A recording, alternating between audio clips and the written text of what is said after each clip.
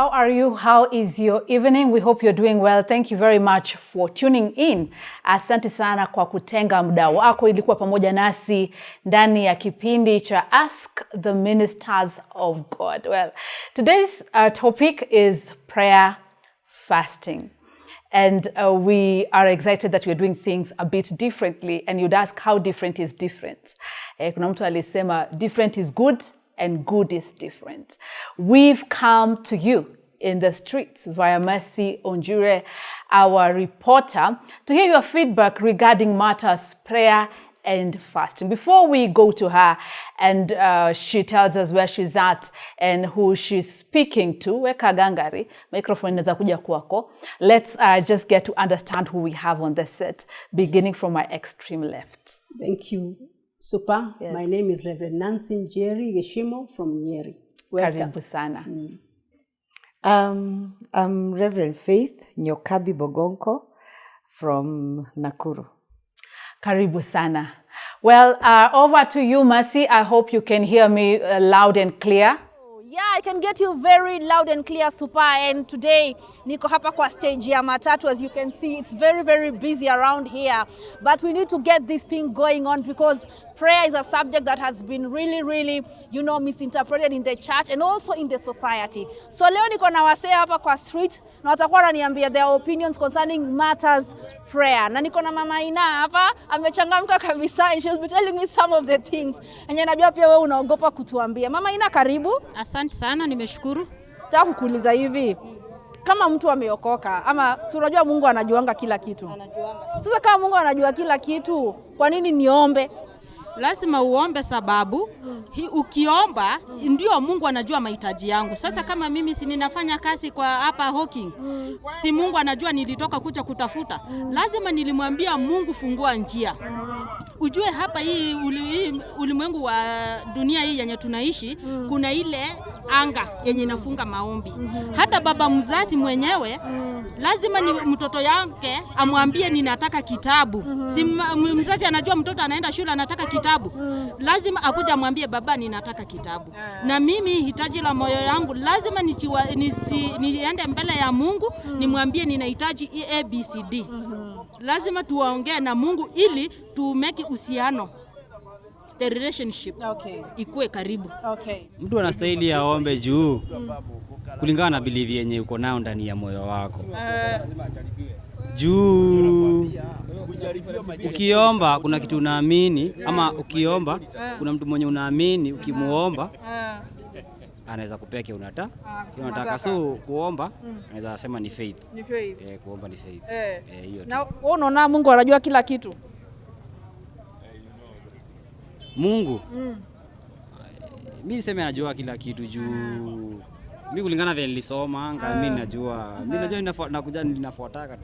Sasa mimi najua anajua kila kitu. Anajua kila kitu. Kila kitu Kwa hivyo kama anajua kila kitu, kwa nini mwambie? Kwa nini mwambie shida zangu na anajua? Juu unastahili kujiexpress kwa Mwenyezi Mungu kosa. Unastahili kujiexpress, umueleze Mungu nataka hii na nataka ile, unaona? Hakuna kitu Mungu ashindaki kujua. Juu yeye si mwanadamu. Na tenye inakuja Mungu anakuwa ajue kabla hujajue. Lakini lazima umuombe. Na ndio maandiko imesema ombeni mtapewa. Unaona, kama ungesema muombe juu anajua kila kitu, alisema ombeni mtapewa. Kwa hivyo nikitaka kitu nitaomba Mungu. Ndio maana lazima nimuombe. Juu vile mtoto anaweza omba baba yake. Unaona? Kwa hivyo lazima nimuombe. Hata kama najua lazima nimuombe. Lazima nimuombe.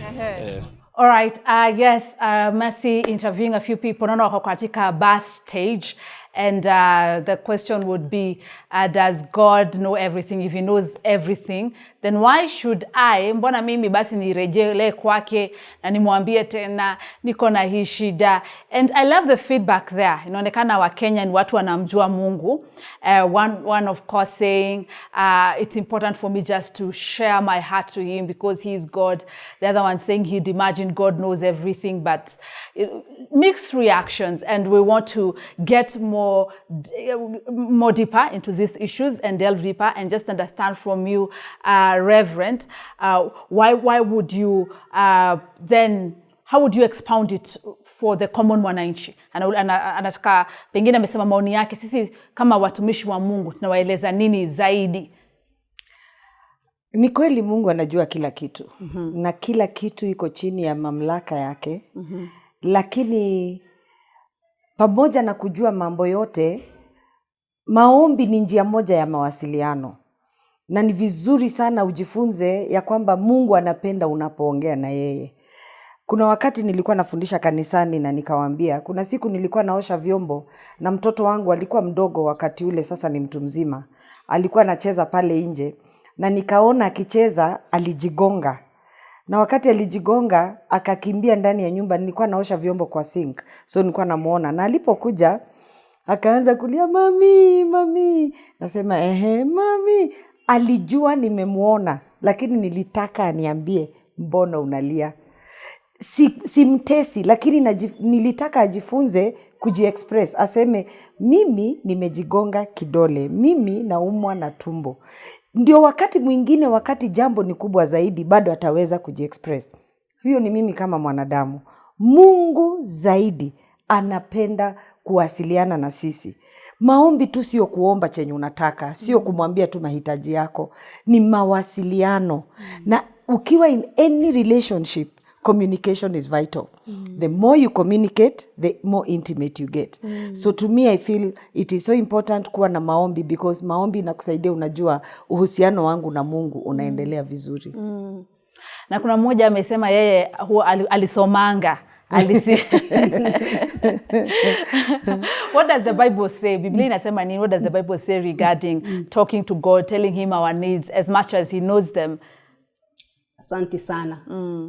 Kama vile mtumishi amesema, mawasiliano ni ya umuhimu sana.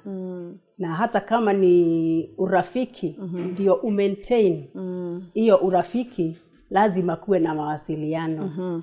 Na hata Yesu mwenyewe na ndio tuna imitate. Wakati alipoenda kwa kina Lazarus na akaambiwa ya kwamba mwenzako amekufa, kama ungekuwa hapa angefufuka. So ndio alisema that anajua, God, I know you always hear me. So anajua Mungu anamsikia, lakini kwa sababu ya mawasiliano, anataka umuhimu huu wa mawasiliano uwe unasikika vizuri. Na kabisa, kama mtu hakuongeleshi, hata kama ni rafiki yako, hiyo nguvu ya huo uwasiliano haimo. Very true. So God loves us to communicate. Hata kama umesoma na anajua kila kitu na ni rafiki yako, lazima muwasiliane, na ndio huo umuhimu uweze ukaingia kilindini cha mawazo. 1 Thessalonians 5, I think 17 says, pray without ceasing. Omba bila kukoma. Kwa sababu maombi, number one thing ni kwamba ni mawasiliano. Ya pili, unamjulisha Mungu haja zako. Anasema leta haja zako zote, nijulishe. Anazijua ndio, lakini anataka wewe umjulishe. Maombi pia ni vita.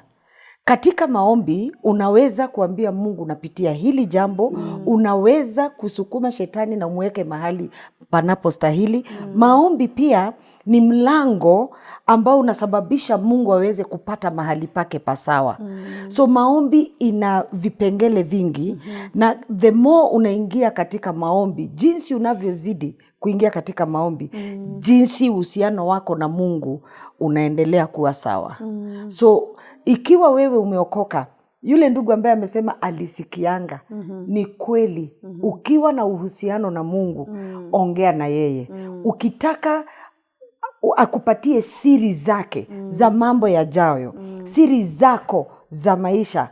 Ameshinda waganga wote, ameshinda walanguzi wote. Mungu ana uwezo wa kufungua macho yako uweze kujua ni nini kinachofanyika mbele kupitia maombi. Wow, the power of prayer.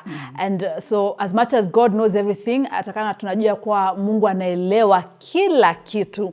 Ni muhimu sana wewe kupata kumueleza shida zako. Hata kuna ni muimbaji, tuseme muimbi.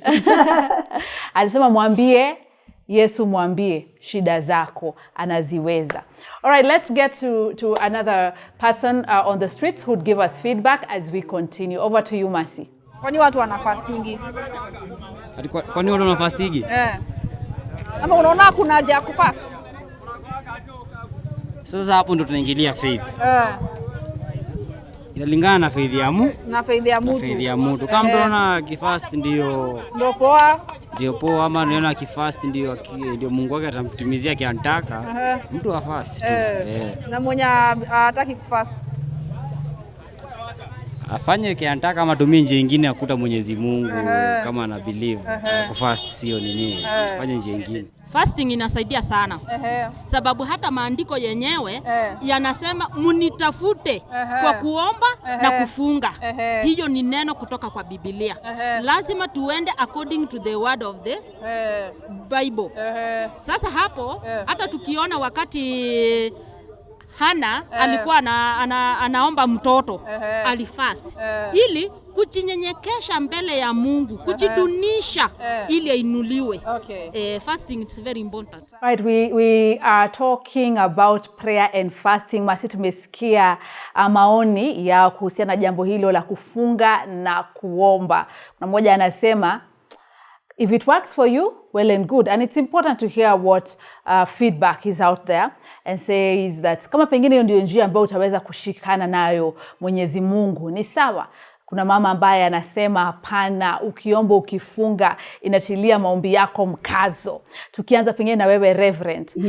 Let's first address the young people. That young man represents maybe millions of our young people out there. Na anasema ya kuwa kulingana na imani yako. Kama imani yako inasema funga, sawa. Kama pengine hiyo ndio njia ambayo utaweza kuwasiliana naye Mwenyezi Mungu, sawa. Ungewaeleza nini vijana? Kwanza ningependa kuwaelezea ya kwamba kila mtu ndiye anadetermine the type of life mtu ataishi. Na kama unaamini kabisa unamjua Mungu na unampenda Mungu, lazima uwe tayari kuenda a notch higher by sacrifice. And in fasting, sio ati wewe ni wa maana sana, na sio ati wewe umesonga mbele kuliko watu wengine, lakini ni kwamba you are acknowledging the power of your maker, the power of your creator, and you want to cultivate that intimate fellowship with him. Because when you abstain from, let's say, drinking some coffee, drinking some tea, or even eating some food, that moment which you have been using that thing, kabisa itakusaidia kufikiria juu ya Muumba wako. So it is important, as much as we would like to accomplish our goals, we also cultivate that intimate fellowship with our Creator so that we may get the results, the fruits, or even the benefits of being close to our God. Maoni ya mtumishi wa Mungu, thank you very much that it's good to set time apart. Kuna kijana pale. Let's still address the young generation, and thank you for coming out and just speaking it as you know it, because wakati umenena hapo ndipo unaweza kusaidiwa na kukosolewa na kujengwa. What are your thoughts? He says, however you want to do it, roll it your style. He has a point, because that's to the best of his ability. But the reason why you add fasting to prayer, number one, it's not to manipulate God. Mungu hatishiki. You know, there are people who say, Mungu sijakula siku 21. Ona vile niko njaa. Mungu shuka tu. Haitishi Mungu. We don't do it to twist him. We don't do it because we are forcing him to come into our situation. The reason we do it is because every human being is threefold. You have a spirit man, soul man, and the physical man. The soul man, that's where our emotions sit. That's why he's saying, roll it the way you feel it. So that is the soul man. My feelings, hapo ndio upendo unakaa, hasira, relationships. And then there is the physical. Hii ndio inapenda ugali, hii ndio inapenda kudance, ndio, you know. And then there is the spirit man, where God sits. Now, because of this combination that makes the human being, usipo focus kukuza the spirit man, the soul man and the spirit man is very world dominated. Ndio maana tunapenda, unakuta siku hizi internet imetushika, tumeshikwa sana na shughuli zote, hakuna yenye nasaidia roho. So what happens is the flesh or the physical man becomes very strong, and even if God wanted to speak, you cannot hear. So the reason we go into fasting is to weaken the physical so that the spiritual can be alive. We do it so that we stay in humility. We humble the flesh. We humble the soul. So that the place where God sits, where that is the spirit man, can be alert. I hope our to young the people are networks on, of God. are on point on this.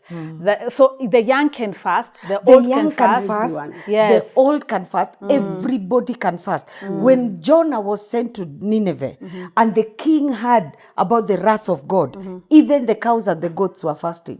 Sasa hivi yule kijana pengine tukimalizia ili twende kidogo kupunga runyunyu.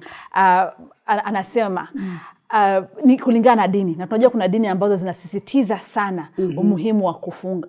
Je, ni kulingana na dini yako ama ni kulingana na it's more of a relationship with Christ, not religion? Maybe we could even clarify that in a minute before we go for a break. Ama maoni yako ni yapi? Asante sana. Pengine hata kuna watu ambao hawana dini na hawashughuliki. Lakini kila mwanadamu, kama vile mtumishi ameendelea akielezea, you are a spiritual being, and it depends on you how you approach your spirituality. So the more you feed your spirituality, the more you grow and you gain control over the physical person. And you have to develop a system of humility before God, because when you abstain from food or whatever, that one alone, it develops some humility. And that's why even the Bible continues to remind us that if my people who are called by my name will humble themselves and pray. So there is the issue of humbling. So every human being should humble before his creator. It doesn't matter whether you are religious or not, but you have to humble before the creator. So it's about God. Yes. And it's about you being, bringing your flesh so that you can connect with the living God. Tuache maneno ya dini yetu, dini Haya, tumekusaidia pale kijana na pia vile vile wale ambao wanatutizama na kutusikiliza ya kuwa it's just about you. Fasting helps you humble before God and connect with the living God. Asante sana, tunarejea na pengine kabla tukuondoka, wacha tusikie maoni ni yapi ambayo yako pale kwa streets pamoja na Masi. When we come back, we'll be reverting. So unajuanga history, unasianga watu wana speak in tongues. Najua. Unasikia mtu akispeak in tongues. Nasikia na wewe unaonaga je history? Inakuchanganyanga ama inakushangaza ama wewe una? Unajua mimi nilienda shule kitu ya kwanza. So mi speaking in tongues najua ni gift ya Holy Spirit. So mi siwezi enda according to hiyo. Mimi najua ni gift ya Holy Spirit. Na hujai kwa confused like watu wanasema nini, kwa nini siwezi, ama wewe una speak in tongues? Sijai jaribu kuspeak in tongues lakini sijui najua okay, sawa. Sijui kama wewe pia una speak in tongues. Wewe speak in tongues. Unaonaga je hiyo story? Imagine hata hapo na mimi niko na question marks. Mimi shangara bangala nini sasa mimi sielewi. Labda yeye peke yake aelewe, na mimi ninafikiria ni enzi zile wakati Pentecostal ilikuwa. Lakini kama Mungu wanasema ati Mungu anawanenea na mimi sielewe interpretation ya interpreter hayuko, sasa hapo ndio ninakuwa na taswishi, lakini siamini sababu mimi mwenyewe nimeomba niingiwe na hiyo Holy Spirit na mimi niongee bado. Sasa sijui ni kwa nini. Okay, aelewi kwa nini aingiwe na Holy Spirit, kwa nini ameomba Holy Spirit na get history. Umaisikia? Umeisikia? Na imani ni tofauti. Kuna wenye wanaanguka, kuna wenye wanafanya nini, ni kweli? Naye kuna mbogo ati roho wa Mungu ni mpole. Sasa unajua naye shetani ameingia hata kanisa ama wapi. Naona sasa kuna mambo huwezi elewa, hiyo sijaelewa, unaweza elewa unasema ni ya Mungu ama ni shetani. Unajua kitu uelewi huwezi sema unaelewa. Sasa speaking tongues siwezi jua sababu ilikuja na nani ama itoka wapi. Juu sijai sio kitu pengine imeandikwa kwa maandiko. Okay.